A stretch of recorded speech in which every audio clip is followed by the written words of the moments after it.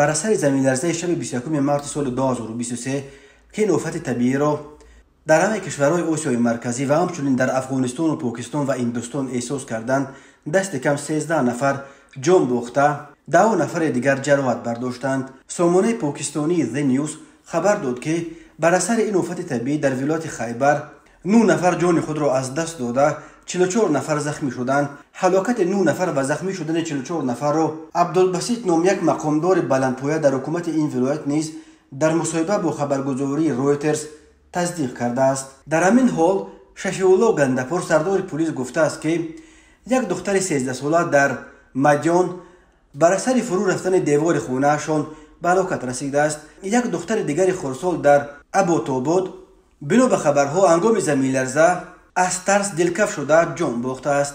شفیعالله گندپور در همین حال شماره زخمیان تنها در سوات را 150 نفر برشمرد. گفته می شود بسیارا در پاکستان بر اثر فرو رفتن بمب یا دیوارهای خانه‌شان جان باختند و هزاران نفر از ساکنان چه در پاکستان و چه در افغانستان شب گذشته را از ترس تکرار زمین لرزه در کوچه روز کردند.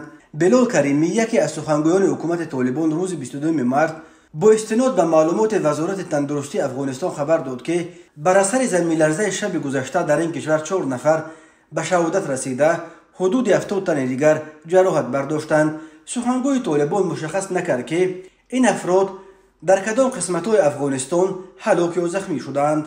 از تاجیکستان درباره کدام قربانی یا خسارات بر اثر این آفت طبیعی گزارش نشده است، ولی زمین لرزه شدید شب 21 مارس را در همه مناطق جمهوری احساس کردند و در این جانب هزاران نفر از ترس به کوچه برآمدند. زلزله‌نگاران تاجیک شدت زمین لرزه شب 21 مارس را در مرکزش ولایت قندوز افغانستان 7 بال و در دوشنبه 5 بال برآورد کردند. مرکزهای زلزله‌نگاری پاکستان اول شدت زمین لرزه را 7 از 10 بال اعلام کردند، ولی بعداً گفتند که زمین با شدت 6 از 8 بال لرزیده است.